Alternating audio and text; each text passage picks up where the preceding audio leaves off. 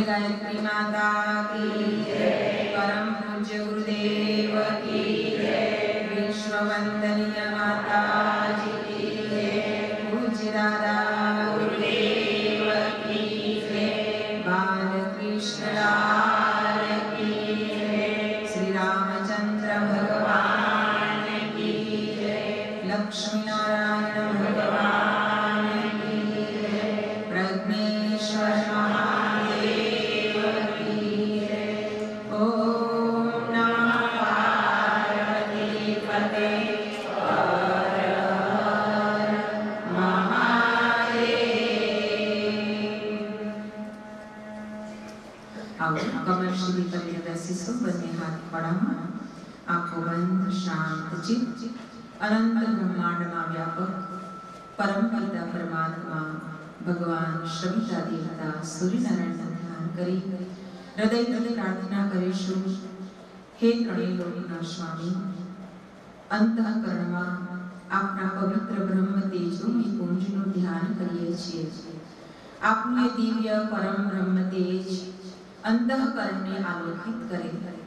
એ દિવ્ય પ્રકાશ, ઊર્જા, ચેતના, ऐश्वर्य हम सौने निरंतर सन्मान तरफ प्रेरित करे। अपनी शक्ति, अपनी प्रेरणा द्वारा हम सौનું ભવિષ્ય ઉજ્જવળ બનાવો। સંસારના સૌ જીવો સુખી થાઓ, સૌનું કલ્યાણ થાઓ।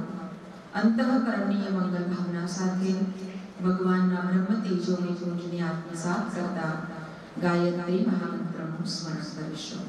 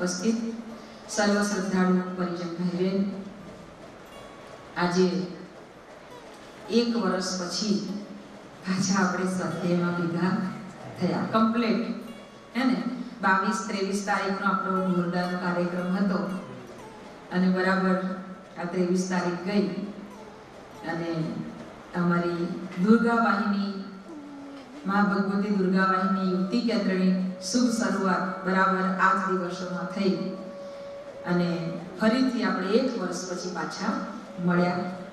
बधाने जोई मळीने खूब आनंद थयो। आम तो लगभग आपणा रविवारना सवारना स्वाध्यायमां बधा आवता हता, पण કેટલા બધા ભાગ નહોતા લઈ શકતા, ભાઈઓ નહોતા લઈ શકતા, પણ આપણો રાતનો સમય સાંજનો સમય છે એટલે બધાને અનુકૂળ આવે। तो આપણે હવે દર ગુરુવારે સાંજે 8:30 નો આપણો સ્વાધ્યાયનો ક્રમ છે, તો દર ગુરુવારે આપણે સ્વાધ્યાયમાં ઉપસ્થિત રહીશું। જ્યાં સુધી અહીંયા છે ત્યાં સુધી આપણે રવિવારનો પણ સવારનો સ્વાધ્યાય ચાલશે અને એમાં પણ આપણે હાજર રહીશું, તો અવશ્ય સરસ લાભ આપણને પ્રાપ્ત થશે। પણ હવે આવતા ગુરુવારે એક દિવસ આપણે આવીએ ને તો એકલા નહીં, પણ એક દિવસ ઘરવાળાને કહેવાનું મારી સાથે ચાલો. હા, બહાર જઈએ છીએ, બહાર જવાનું થાય તો આપણે જઈએ છીએ ને હાથે, તો ઘરે ભાઈ છે તો પછી લઈને આવીએ ને. તો આ રીતે ગુરુવારના સ્વાધ્યાયમાં બધાને સાથે લઈને આવો, બધા સાથે આવો, એટલે આપણે બંને પતિ પત્ની હોઈએ, લક્ષ્મીનારાયણની જોડી સાથે ભગવાનનું સાનિધ્ય મેળવે, માં ગાયત્રીના દિવ્ય આશીર્વાદ સૌને મળે. તો એ રીતે આવવાનો આપણે પ્રયત્ન કરીશું. અને આપણા ઘરે યુવાન દીકરા બહુ હોય તો એમને પણ આપણે પ્રેરણા આપીશું. તો અવશ્ય આ વર્ષમાં તો બધાને ખબર પડી ગઈ છે કે હવે આ જિંદગીનો કોઈ ભરોસો છે, પાક્કો કોઈને છે કે ભાઈ આટલું નક્કી છે. આ વર્ષમાં તો આપણને ભલભલું ભગવાને શીખવાડી દીધું, કેટલું બધું શીખવાડી દીધું. ઓછી વસ્તુમાં જીવતા શીખવાડી દીધું નહીં. એ તો તમારે ભાગ્યા બજારમાંથી આ લઈ આવું, પેલું લઈ આવું, એ તમારે ઢગલા ઘરમાં ભરી દીધા. પણ આ વર્ષમાં તો એટલું બધું શીખવાડી દીધું. આપણે કોઈ નવી સાડીઓ ખરીદી, નવા કપડા ખરીદ્યા, બધાએ ચાલ્યું કે ના ચાલ્યું? ચાલે જ. પણ અત્યાર સુધી આપણે શું કરતા, ના આ તો લાવવું જ પડે ને, આ તો મારા કાકાને ઘેર લગન, આ તો મારા કોઈ ઘેર લગન, આ તો ફલાના ઘેર લગન, બધાને ભગવાને સરખા કરી દીધા. પરમ પૂજ્ય ગુરુદેવનું એક સૂત્ર, એટલે કે ગુરુદેવ પોતે કહ્યું હતું કે બેટા, આવતા દિવસોમાં કોઈ અમીર નહીં રહે અને કોઈ ગરીબ નહીં રહે, એટલે બધાને જ બધી જીવન જરૂરિયાતની વસ્તુઓ મળી રહેશે. એટલે કોઈ અને સંપત્તિ કોઈ પોતાના હકથી રાખી નહીં શકે. સંપત્તિ વહેંચાઈ જશે. પોતાની પાસે ગમે તેટલો રૂપિયો હશે, પરંતુ એ પોતાની મરજીથી ખર્ચ કરી શકશે નહીં. એવું અનુશાસન જ આવી જશે, એવી પરિસ્થિતિઓ આવી જશે. અને એટલે બધા લોકો સમજી ગયા અને હવે પોતાની પાસે જે કાંઈ છે એને હવે પરમાર્થના કાર્યમાં લગાવવા માટે તત્પર થવા લાગ્યા. અને નહીં થાય ને તો હજી પણ ભગવાન હજી વધારે સમય બતાવશે. महाकाल का शंख बज गया है ने, महाकाल की चली सवारी, चलो साथ हो जाए, है ने. यह परिवर्तन की वेला है, युग परिवर्तन लाए. परम पूज्य गुरुदेव महाकाल स्वरूप આપણને ઘણું બધું સમજાવી ગયા, પરંતુ આપણે સમજવામાં ક્યાંક ને ક્યાંક પાછા પડીએ છે. એટલે હજી આપણને હજુ આ મારું, હજુ આટલું ભેગું કરી લઉં, હજુ આટલું આમ કરી દઉં. કોઈને લોકરમાં જઈને દાગીના કઢાવવાનું મન થયું? કેટલા સરસ લાવીને મૂક્યા, પણ કોઈએ પહેર્યા? મન થયું? ના થયું. કઈ પહેરવાના, કઈ લઈ જવાનું, શું કરવાનું? તો આપણે કોના માટે પહેરતા હતા? બધાને બતાવવા જ પહેરતા હતા.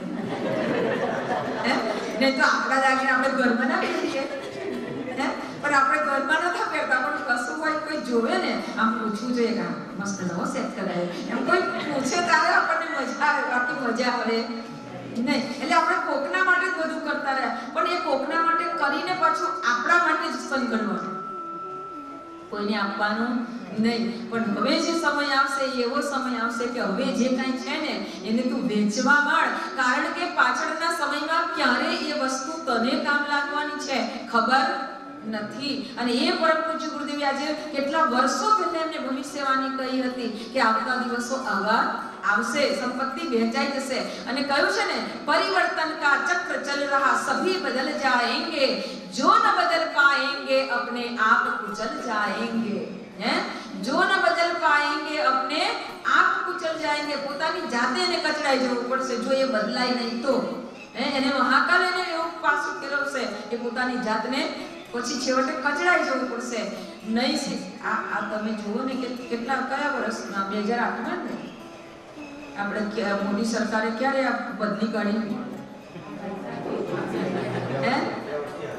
ના, બધા 16માં 2016માં આ બદલાઈ ગઈ નોટો. તો કેટલા રડતા થઈ ગયા, કેટલા લોકો રડ્યા. ને આટલું બધું ચેન્જ આવ્યું ને તો એ કેટલા લોકોએ મોકાનો લાભ પણ ઉઠાવી લીધો કે ચાલો અહીંયા આપણને બધું મળે જ છે, તો પછી જેટલું લૂંટાય એટલું લૂંટો. આ લૂંટ કરીને ક્યાં જઈશું, ક્યાં ભોગવશું, કેવી રીતે આપણે આગળ વધીશું, એ બહુ વિચાર વિચારવાની જરૂર છે. પરમ પૂજ્ય ગુરુદેવ એટલે કહે છે કે સમય આપણને સમય મળે છે, બધાની પાસે સમય આવે છે. કોઈ એ સમયનો ઉપયોગ પોતાનું ભરવામાં કરે છે, તો કોઈ એ સમયનો ઉપયોગ કશું સારું કરવામાં કરે છે. સમયનો ઉપયોગ ક્યાં કરવો, સંપત્તિનો ઉપયોગ ક્યાં કરવો, પ્રતિભાનો, પદનો, પ્રતિષ્ઠાનો, આપણી પાસે શક્તિ છે એનો ઉપયોગ ક્યાં કરવો, એ આ સમય આપણને શીખવાડે છે. તો પરમ પૂજ્ય ગુરુદેવ એક બહુ સરસ વાત કરતા હતા કે બેટા, જ્યારે એક વખતે એક ઊંચી ટેકરી ઉપર એક નાનું સરખું ગામ વસેલું હતું અને એ ગામની અંદર બે વૃદ્ધા એ ગામથી થોડી બહાર પાદરમાં એ ઝૂંપડી બનાવીને ઝૂંપડીમાં રહેતી હતી. આ બંને વૃદ્ધા એકલી જ હતી, બંને વૃદ્ધા સાથે રહેતી હતી. અને એક દિવસ અચાનક એક એવા દિવ્ય સાધુ પુરુષ, સંત પુરુષ એક ઝૂંપડી પાસે ગયા અને ઝૂંપડી પાસે ગયા. એક બાઈ હતી, એક વૃદ્ધા હતી, એ એવી હતી કે ઘણી વખત ખબર ને કે ઘરડા થાય ને તો વધારે માયા લાગે. એ વૃદ્ધા એવી હતી એટલે એની પાસે જે કંઈ હતું ને સામાન સાચવી રાખે ને પોતાનું જ બધું કંઈ કર્યા કરે. એક દિવ્ય સાધુ પુરુષે તે વૃદ્ધાની પાસે જઈને કહ્યું કે માઈ, તમારી પાસે કંઈક ચાદર કે એવું કંઈ ઓઢવાનું આપશો? એમ કે તમે કોણ છો? એમ કે તમે આટલા દિવ્ય તેજસ્વી દેખાવ છો. એમ કે મારું તો સદભાગ્ય કે મારા આંગણે આવા સાધુ પુરુષ આવ્યા, પરમાર્થી પુરુષ આવ્યા. પરમાર્થી પુરુષ, સાધુ પુરુષ જેનું મન વિતરાગી છે. નરસિંહ મહેતાએ કહ્યું છે ને, ભણે નરસૈયો તેના દર્શન કરતા કુળ ઇકો તેરા તાર્યા રે, વૈષ્ણવ જન તો તેણે કહીએ જે પીર પરાઈ જાને રે. બીજાની પીડાને જે જાણે, અનુભવે અને એના માટે કંઈક કરવા તત્પર થાય, એમ કે એવાના દર્શન કરીએ ને તો આપણી 71 પેઢીઓ તરી જાય. એટલે પેલી વૃદ્ધાને એમ થયું કે કેટલું સરસ મારું સદભાગ્ય કે આજે આવા શ્રેષ્ઠ સંત મારા આંગણે આવ્યા. એટલે સંતે કહ્યું કે મને કંઈક આપો, કંઈક ચાદર આપો, કંબલ આપો, ગોદડું આપો, કંઈક પણ આપો. એટલે પેલી વૃદ્ધા કે કેમ? તો કે મારી પાસે મારો અહીંયા નજીક આશ્રમ છે અને એ આશ્રમમાં બે બહેનો આવી છે અને એ બે બહેનો એટલા માટે આવી છે કે હમણાં ભૂકંપ થયો એમાં એમનું ઘર બધું તહસ નહસ થઈ ગયું, કશું જ છે ને એમની પાસે, ઠંડી વધારે છે અને હું જોઈ રહ્યો છું કે મોસમ બદલાવા જઈ રહી છે અને વધારે ઠંડી પડવાની છે, એની પાસે કશું જ નથી, તો એ કંઈક ઓઢી શકે, સારી રીતે રહી શકે, એટલે તમે મને એકાદ કંબલ કે કંઈક આપો. એટલે પેલી કે એને આપી દઈશ તો હું શું કરીશ? એટલે અંદર ગઈ તો ખરી, એને એનું પટારું ખોલ્યું, પછી એને ગોદડી જોઈ, રજાઈ જોઈ, તો કે આ તો મારા બાપાએ આપેલી છે એટલે આ તો મારથી ના અપાય. પછી એને ઊંચી કરી બીજી ગોદડી જોઈ, તો કે આ ગોદડી તો એમ કે બહુ સારી છે એટલે મારે તો ઓઢવા જોઈએ. ત્રીજી ગોદડી જોઈ, ત્રીજું કંબલ જોયું, એટલે કંબલ જોઈને એમ કહેવા લાગી કે વધારે ઠંડી પડે તો મારે આ ગોદડી ઉપર પાછું કંબલ ઓઢવા જોઈએ, એટલે એ તો મારાથી ના અપાય. એમ કરીને એને બધાએ ગાદલા ઊંચા કરીને જોયા અને કંઈક ને કંઈક વિચારતી રહી અને છેલ્લે નીચે ફાટલી ચાદર મૂકેલી ને એ કાઢી અને એ કાઢી પછી કહેવા લાગી કે આ યાર પોતું કરવામાં અને કંઈક લૂંચવામાં તો કામ લાગે એવી છે, એટલે આ અપાય નહીં. પણ હવે આ સાધુ આવ્યા છે તો મારે કંઈક તો આપવું જોઈએ. એટલે એને એ ફાટલી ચાદર આપી અને કહ્યું કે મહારાજ તમે આટલું લઈ જાઓ, કેમ કે આ બીજી બધી વસ્તુ તો હું એકલી છું, મારે જોઈએ ને એટલે મારાથી કશું અપાય નહીં. સાધુએ કહ્યું કાંઈ વાંધો નહીં, તમારે જે આપવું હોય તે, મને કંઈ ચિંતા નથી, ભગવાન જેવું તમે આપશો એવું તમને આપશે. એમ કહીને સંત તો ગયા બીજી વૃદ્ધાને ત્યાં, બીજી પાજીને ત્યાં, બીજી બાજુમાં ઝૂંપડી હતી ત્યાં ગયા. સંતને જોઈને એ તો બહુ ખુશ થઈ ગઈ, એ તો જલ્દી ગ્લાસ પાણી ભરી લાવી, મહારાજના ચરણ પર પાણી રેડીને પગ પખાડ્યા. આપણે 16 પૂજન કરે છે ને, પાદ્યમ સમર્પયામિ, પગ ધોવે પહેલા સંત આવે એટલે એના ચરણ ધોયા, બીજું પાણી લઈ આવી, જલ લઈ આવી અને સંતને અર્ઘ્ય આપી, તમે જલપાન કરો, જલ પીવડાવી અને કહ્યું કે બાપજી તમારી શું સેવા કરું? તમે આજે મારા આંગણે પધાર્યા. ત્યારે એને કહ્યું કે હું જોઉં છું કે મારા આશ્રમની અંદર બે સ્ત્રીઓ આવી છે, બે બહેનો આવી છે એમ કે, અને એ એટલે આવી છે કે એમનું ભૂકંપ થયો ત્યારે આખું ઘર બધું પડીને ધસ નસ થઈ ગયું છે, કોઈ છે જ નહીં એમનું. અને બિચારી બે એકલી છે એટલે મેં એમને આશ્વાસન આપ્યું છે કે તમે મારા આશ્રમમાં શાંતિથી રહો. એટલે તમે એમ કે હું એટલે એમને ઓઢવા માટેનું કોઈ સાધન નથી એટલે હું લેવા આવ્યો છું, કંઈ આપશો તમે?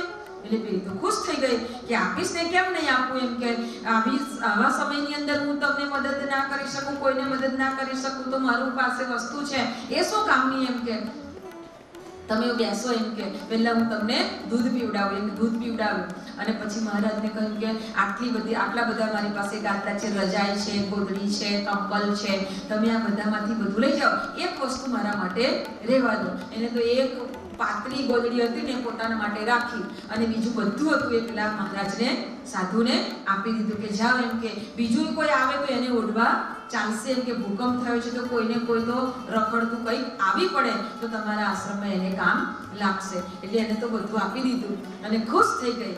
આપવાથી જે ખુશ થાય, આપીને જે પોતાને આનંદની અનુભૂતિ કરે, એ દાન પરમાત્મા એને અનેક ગણું કરીને પાછું આપે. આજે એક બેને પોતાની પૂંજીમાંથી, પોતાના ઘર ખર્ચમાંથી, સામાન્ય સ્થિતિ હોય, કેટલી પરિસ્થિતિઓ તમે જો અત્યારે કેટલી મોંઘવારી, પણ એમાંય પોતાની આવક, પોતાનું જે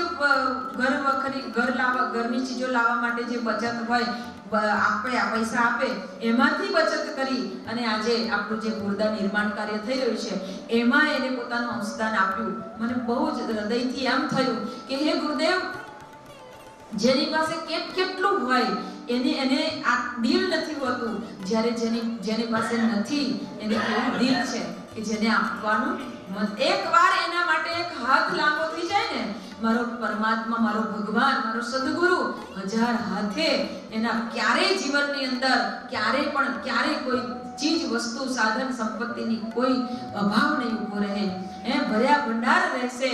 એવી ગુરુદેવના ચરણોમાં પ્રાર્થના કરી કે ગુરુદેવ, આવી તારા પ્રત્યે સમર્પણ કરનારી તારી હસ્તીઓ, જે બાળકો છે, એની તું સદાય કલ્યાણ કરજે, એની તું સદા રક્ષા કરજે. એટલે કે આપવું અને આપીને પ્રસન્નતા મેળવવી એ અંતરનો આનંદ છે. ગુરુદેવ કહેતા કે બેટા, એ અંતરનો આનંદ જ્યારે આપણને મળે ને ત્યારે આપણી આંખે ઉર્મિઓ જાગૃત થાય. આપણે આંખે ઉર્મિઓ જાગૃત થાય ને ત્યારે અત્યારના સાયન્ટિસ્ટો કહે છે કે અત્યારે આપણે આ જે લોકડાઉન હતું ત્યારે કેટલા બધા એવા વોટ્સઅપ મેસેજો આવતા હતા કે તમે તમારા ઘરમાં બધાની સાથે આવી રીતે રહો, પતિ પત્ની આવી રીતે રહો, તમારા બાળકો સાથે આવી રીતે રહો. એની રીતે રહેવાથી, એટલે કે પ્રસન્નતાથી રહેવાથી તમારા શરીરની અંદર એક પ્રકારનું વિશેષ પ્રકારનું રસાયણ ઝરવા લાગશે. તમે બહુ પ્રસન્ન હો ને ત્યારે આપણા શરીરમાંથી એક રસાયણ ઝરવા લાગે અને એ જે રસાયણ ઝરે ને એ રસાયણ એવું હોય છે કે કેટલા બધા ભયંકર રોગોમાંથી તમને મુક્તિ અપાવી દે, એમાંથી તમારી રક્ષા થઈ જાય. જેનો અભાવ હોય છે ને એટલે બધા રોગો થાય છે આપણને. ઘરમાં સતત તણાવ ભરેલું મગજ રાખવાનું, જ્યારે જુઓ ત્યારે બધાને ભટકા જ ભરતા હોય, જ્યારે જુઓ ત્યારે આમ એવું ના લાગે કે આ ખાધે પીધે સુખી માણસ હશે અથવા તો હમણાં જમીન ઉઠેલો તો જરા તૃપ્ત થયેલો હોય ના હોય, પણ તોય ખાઈ પીને ઉઠ્યો હોય ને તો પેલી 25 દાડાની વાસી કઢી પીધી હોય ને એવું મોઢું કરે. તો આવી જે પરિસ્થિતિમાં માણસ જીવી રહ્યો છે તો એનું કારણ શું છે? એને એવો કોઈ આનંદ મળે અંદરથી, એવું એને કોઈ કામ નથી કર્યું. એટલે એવું કોઈ કામ કરો કે આપણા અંતઃકરણને પ્રસન્નતા થાય. અંતર પ્રસન્ન થઈ જાય ને ત્યારે આંખે ઉર્મી જે જાગે ને ત્યારે આપણા ષષ્ઠ ચક્ર જે છે એની અંદરથી જે તત્વ ઝરવા માંડે છે, એનું જે દિવ્ય રસાયણ છે એ આપણા શરીરને તમામ પ્રકારના વિટામિન્સ પૂરા કરે છે. એને પછી કશું લાવવાનું રહેતું નથી. એની તો ઘણી બધી મોટી ફિલોસોફી છે, પણ એ પ્રસન્નતા આજે આ વૃદ્ધાને મળી હતી. એ પ્રસન્નતા આજે એક દીકરીના હૃદયમાં મેં જોઈ ત્યારે મને બહુ આનંદ થયો અને અંતર પણ ભરાયા. કહેવાય છે કે એ તો વૃદ્ધ જે સંત હતા એ તો જેને જે આપી લઈને પોતાના આશ્રમમાં ગયા. બસ 2 જ દિવસ ગયા અને 2 દિવસમાં એવો ભૂકંપ એ ટેકરી ઉપર આવ્યો કે એ ટેકરી ઉપરના ભૂકંપ આવવાને કારણે જે ગામના લોકો હતા એને તો થોડોક અંસાર આવ્યો, એ તો ફટાફટ પોતાનાથી જે લેવાય તે લઈને નીકળી ગયા અને એ તો પોતાની સુરક્ષા કરી શક્યા. પણ આ 2 જે વૃદ્ધા હતી એનું તો આખા બેના ઝૂંડા પડી ગયા, તહસ નહસ થઈ ગયા અને બંને જલ્દી બહાર તો નીકળી ગઈ, પણ એ ક્યાં દોડી શકે કે ક્યાં કશું બચાવી શકે? એવા ને એવી નીકળી આખું ગામ પેલા સંતના આશ્રમમાં આશરો લેવા માટે ગયું. એટલે પાછળ પાછળ બે વૃદ્ધા પણ એ આશ્રમમાં ગઈ. હવે આશ્રમમાં ગઈ તે દિવસે એ સંતે આખા ગામમાં ફરીને બધાની પાસેથી કંઈક ને કંઈક માંગ્યું હતું અને બધું જ એમ મૂકેલું હતું. પછી એને ખબર હતી કે એ ત્રિકાળદર્શી હતા, એટલે એને આ બધાને બચાવવા માટે ને બધા શું કરે છે જોવા માટે બધા આખા ગામના લોકો એ આશ્રમમાં ગયા. એટલે આશ્રમમાં પૂછ્યું કે મહાત્માજી અમને આશરો આપશો? મહાત્માજીએ કહ્યું કેમ નહીં, તમારા આશ્રમ માટે તો મેં વ્યવસ્થા કરી છે. હવે તમે બધાએ મને જે આપ્યું છે એ બધું મેં અહીંયા લાઈનમાં મૂકેલું છે. તમે જે આપેલું છે એ તમે લઈ લો અને તમે શાંતિથી આશ્રમમાં રહો. હવે પેલી જે ડોસી ફાટલી ચાદર આપી હતી ઠંડી કે મારું કામ, એટલી બધી રડવા માંડી, ધ્રુસકે રડતી રડતી મહાત્માજીના ચરણમાં પડીને કહેવા લાગી કે મહાત્માજી હું તમને ઓળખી ના શકી. તો કે આ જ પરિસ્થિતિ થાય છે, સમય જતો રહે અને આપણે કોઈ ઓળખી શકતા નથી. માજી એટલા માટે જ આપણી પાસે ક્યારેય પણ કોઈ પણ વ્યક્તિ હાકલ કરે ને તો સમજી લેવાનું કે એની પાછળ કંઈક ને કંઈક રહસ્ય મારા પરમાત્માએ છુપેલું છે, મર્મ કંઈક છે એવું જાણી લેવું. તમે તો આટલી ઉંમર વિતાવી દીધી, આજે 80 વર્ષના થયા તોય તમે આ વાત ન સમજી શક્યા. હવે તમારે તો ક્યારે આ મૂકીને જવાનું છે એવી પરિસ્થિતિ હતી તોય તમે હજી તમને આ એક ગોદડીનો મોહ ના છૂટ્યો. હવે તમે એક ગોદડી ન આપી, બધી ગોદડીઓ ગઈ, આ ફાટલી ચાદર આપી. હવે તમે તમારી ચાદર લઈને તમે સૂઈ જાઓ, કારણ કે બધાએ જે આપ્યું તો એ બધું એને મળશે. મહાત્માજી તો બધાને કીધું તમે જે આપવા માંગતા હોય તે આપો, મારા આશ્રમમાં બધા આવ્યા છે અને એને મારે આશરો આપવાનો છે. ક્યારે આપણે આપેલી જે વસ્તુ છે એ જ વસ્તુ આપણને પરત થઈને મળવાની છે. એટલે એ જ વસ્તુનો મતલબ કે ગમે તે રીતે પણ આપણને મળવાની છે. આ એક કુદરતનો સિદ્ધાંત છે, આ કુદરતનો સિદ્ધાંત છે. અને એટલે કહેવાય છે કે પૃથ્વી ગોળ છે અને ગોળ જે હોય રાઉન્ડ હોય, તમે અહીંયાથી કંઈક મૂકો તો એ રાઉન્ડ હોય એટલે પાછું ફરતું ત્યાં જ આવે. આપણે આ પૃથ્વીમાં ગમે તે અર્પણ કરીશું તો એ ફરતું પાછું એની પાસે જે કંઈક એના જેવું જે હશે એ તત્વ અનેક ગણું કરી અને પાછું આપણી પાસે આવશે. જેવું આપશો તેવું મળશે, જેવું આપશો તેવું મળશે. અને એટલે પરમ પૂજ્ય ગુરુદેવ કહેતા કે બેટા આ વિશ્વ એક ખેતર છે, આ વિશ્વ એક ખેતર છે અને આ ખેતરની અંદર આપણને બધાને ખેતી કરવા માટે મોકલ્યા છે. આપણે શેની ખેતી કરવી એ આપણે વિચારવાનું. આપણે જેની ખેતી કરીશું એ આપણને મળશે. આપણને પ્રેમ જોઈએ છે તો પ્રેમની ખેતી કરો, આનંદ જોઈએ છે તો આનંદની ખેતી કરો, બધાને આનંદ આપો. પછી આપણને ચેન પડતું નથી, કોઈની જોડે લડીએ નહીં તો ચાલે નહીં, તો એવું તમે આપશો તો પછી આખા દિવસ તમારી આજુબાજુ ઝઘડાવાળા મળશે. ઘણા લોકો નથી સવાર ઉઠે તેથી ચાલુ થઈ જાય. અમુક એરિયા એવો જ હોય કે ત્યાં તમે સવાર ઉઠો ને એટલે ચાલુ થઈ જાય. આ બધું જે આપ્યું છે એ બધું આપણને પાછું મળે છે. પ્રેમ આપો, સહાનુભૂતિ આપો, લાગણી આપો, કરુણા, આ બધું વહેંચો, વાવો. પરમ પૂજ્ય ગુરુદેવ કહે છે કે બેટા એક સિદ્ધાંત છે, આપણે જે વાવીએ તે જ આપણને મળવાનું છે. તો કુદરતે આપેલા આપણા જે દૈવી ગુણો છે એ દૈવી ગુણોને ઉભાર લાવીએ અને દૈવી ગુણોને વાવીએ. આ દૈવી ગુણો વાવીશું તો દેવત્વની દિવ્યતા આપણી અંદર પ્રસરવા લાગશે. પરમ પૂજ્ય ગુરુદેવનો સંકલ્પ છે માનવમાં દેવત્વનો ઉદય અને ધરતી ઉપર સ્વર્ગનું અવતરણ. તો એ અવતરણ કેવી રીતે થશે એના માટે આપણે જ નિમિત્ત બનવાનું છે. આપણી જ અંદર દેવત્વને જાગૃત કરવાનું છે. દેવત્વ જાગૃત થાય એટલે દૈવી ગુણો આપણી અંદર વિકસિત થવા માંડે. તો આપણી અંદરના જે અદ્વૈત તત્વો છે એટલે કે દુષ્ટ તત્વો છે એને શોધીને બહાર કાઢીએ. આપણે જેમ વાવીએ, વાવણી કરીએ તો બીજ વાવ્યા પછી એની આજુબાજુ ના વાવેલું પણ ઉગી જાય છે. શું કહીએ એને? કચરું, નકામું ઘાસ, નીંદણ, એને આપણે ઉખેડીને ફેંકી દઈએ. નકામું છે એને ફેંકી દઈએ છે કે એને પણ મોટું કરીએ, ખાતર આપીએ, એને પાણી આપીએ ના, એને આપણે ઉખેડીને ફેંકી દઈએ છીએ. તો આપણી અંદર પણ ન વાવેલું ઘણું બધું ઉગી જાય, જાતે ઉગી જાય, કારણ કે સંગમાં ઉગી જાય. ઘણી વખતે સાથે જેવા જીવન જોડે રહીએ ને એવું પાછું આપણી અંદર આવી જાય. એટલે ગુરુદેવ કહેતા કે આખા દિવસમાં આપણે જેવા લોકોને મળીએ છીએ એવા લોકોની એનર્જી, એવા લોકોના વાઇબ્રેશન આપણને અસર કરે છે અને એ બધી અસર ધીમે ધીમે વધતી જાય એટલે કે આપણી અંદર એ ગુણો પણ જાગૃત થાય. એટલે દરરોજની સફાઈ દરરોજ કરવાની. સવારે ઉઠીને સ્નાન કરીએ છીએ, શરીરને ચોખ્ખું કરીએ છીએ. એવી જ રીતે આપણું અંતર પણ આ બધાને મળવાથી, આ બધા વાઇબ્રેશનથી અંદર પણ કચરો પડે જ છે, મનમાં પણ કચરો પડે જ છે. કોઈની જોડે વાતો કરો તો કોઈની ના કરવાની વાતો આપણે થઈ જાય તો એ બધો કચરો પડે જ છે. તો એ બધા કચરાને દરરોજ સાફ કરવો. એટલે સાંજે દરરોજ સફાઈ કરીને સૂવાનું. એટલે કાંઈ ના આપણે સફાઈ કરવાનું. કેવી રીતે કરવાની? ના આપણે ઘર સાફ કરવું હોય તો ઝાડુ લઈ લો કે પછી પેલું વેક્યુમ લઈ લો કે ગમે તે લઈ લો, પણ આ અંદરનું કેમનું સાફ કરવાનું? કશું ના આવડે તો 10 મિનિટ 15 મિનિટ ગાયત્રી મંત્રની ધૂન કરો. હા, એ ધૂન કરીશું ને એટલે પણ અંદરથી ધૂળ બધી ઉડી જશે. તો પણ અંદર ચોખ્ખું થઈ જશે. આ રીતે પણ આપણી અંતઃકરણને શુદ્ધ કરવાની પ્રક્રિયા નિયમિત જાળવી રાખીએ. કાંઈ ના આપણે તો એટલું કરો. આપણે તો એને યાદ કરીને બહાર કાઢવા માંડો કે આ નકામું છે કાઢી નાખો, નકામું છે કાઢી નાખો, નકામું કાઢી નાખો. અને જે સારું છે એને આપણે પોષણ આપીએ. પરમ પૂજ્ય ગુરુદેવ આપણને એટલા માટે બતાવે છે કે બેટા સમય એ બહુ જ મહત્વની ચીજ છે. જેવી રીતે હાથમાં મુઠ્ઠીમાં પકડેલી રહેતી નથી અને ધીમે ધીમે કરીને સરકી જાય છે, ખબર પણ પડતી નથી. એ જ રીતે સમય પણ કોઈની મુઠ્ઠીમાં બંધાતો નથી. એક દિવસ કરીને ક્યાં પૂરો થઈ જશે ખબર પડશે નહીં. તો આપણે આ સમયને બહુ સાવધાનીથી સાચવીને વાપરીએ અને આ સમયમાં જેટલા પણ પરમાર્થ કાર્ય થાય એટલા કરીએ, જેટલું સત્કર્મ થાય એટલું કરીએ અને જેટલા આપણાથી ભગવાનનું સ્મરણ થાય એટલું કરીએ. અત્યારે તો 40 દિવસના અનુષ્ઠાન ચાલી રહ્યા છે. કદાચ આપણને ખબર ના હોય તો અત્યારે આપણું 16 ફેબ્રુઆરીથી 28 માર્ચ સુધીના 40 દિવસનું અનુષ્ઠાન ચાલે છે.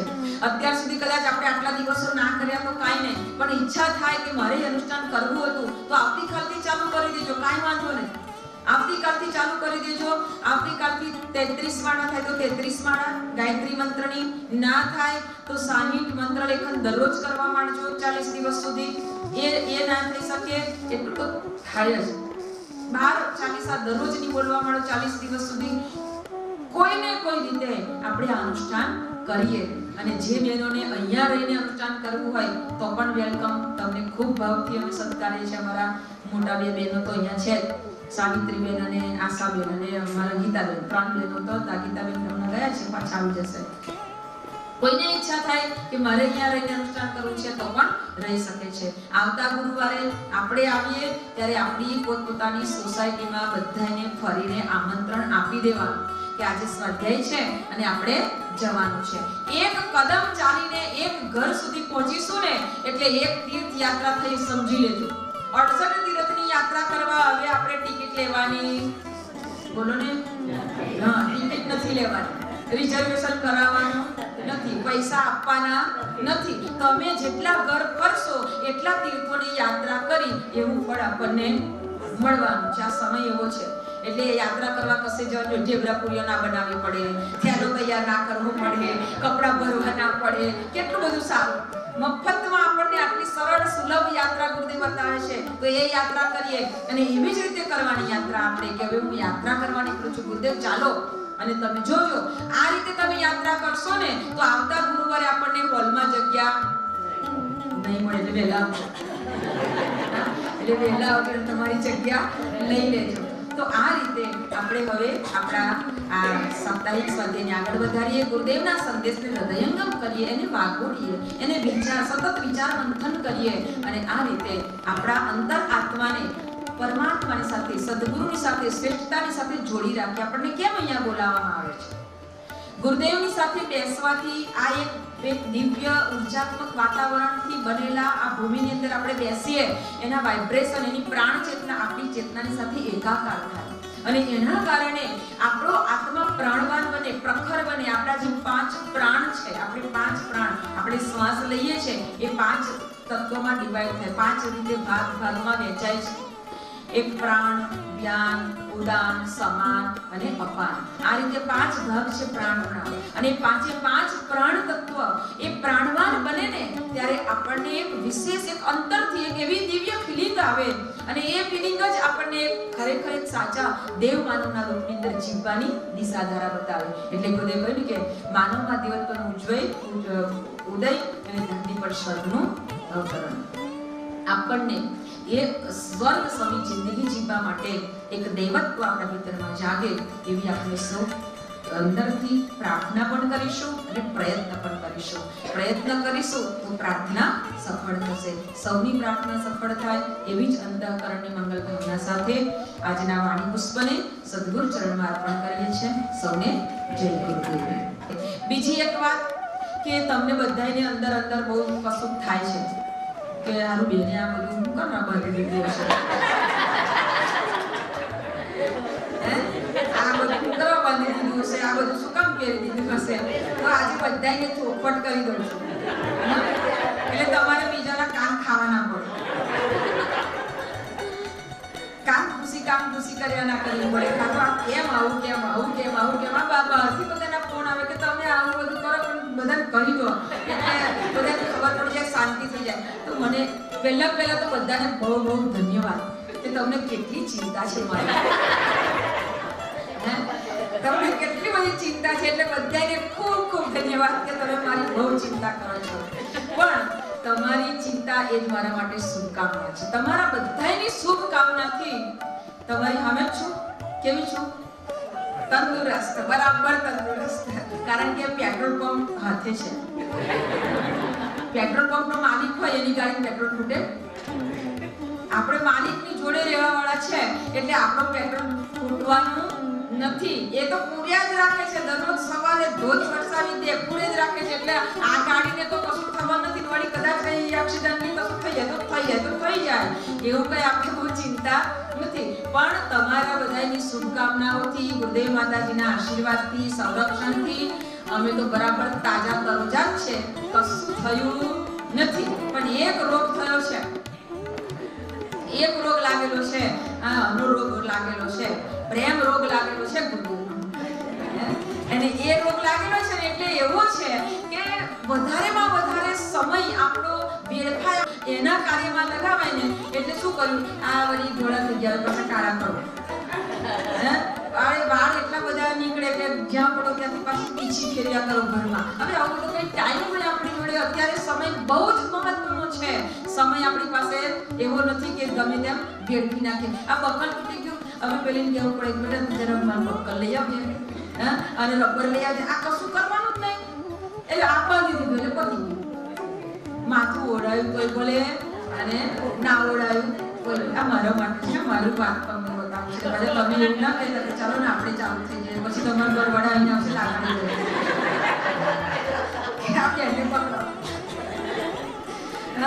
અને એક ડગલું પહેરવાનું. એક ડગલું પહેરી દીધું એટલે ગાડી ચાલી. આ પીનો કેટલી મારવાની, વળી આ કરવાનું, તે કરવાનું, પાછું વરખું પડ્યા કરો. તો આ મારા માટે મને જેવું સારું લાગ્યું એવું મેં અપનાવ્યું છે. વાનપ્રસ્થ સંસ્કાર પરમ પૂજ્ય ગુરુદેવ બતાવ્યા છે કે નિવૃત્તિનો સમય આવે એટલે વાનપ્રસ્થ સંસ્કાર ગ્રહણ કરવા જોઈએ. એટલે વાનપ્રસ્થ સંસ્કાર ગ્રહણ કરીએ તો આપણે કંઈક તો એવું બનીએ ને કે વાનપ્રસ્થી છીએ અને એ રીતે મારી લાઈફમાં એટલે કે મારા જીવનચર્યાની અંદર, દિનચર્યાની અંદર કંઈક પરિવર્તન મારે લાવવું જોઈએ. એટલે હું મારી રીતે મારું પરિવર્તન લાવી છું. પણ તમે કોઈ ચિંતા કરતા મને કશું જ થયું નથી. અને થયું એવું લાગે છે ખરું? લાગતું નથી. પણ હારું આપવાનું છે એટલે મને થોડી ચિંતા નથી. કોઈ ચિંતા ના કરશો, બધું સરસ છે આપણી બધાની કૃપાથી, ગુરુદેવ માતાજીની કૃપાથી. એટલે એની કોઈ ચિંતા ના કરતા. અને આવો હવે આપણે વિદ્યારંભ સંસ્કાર કરીએ.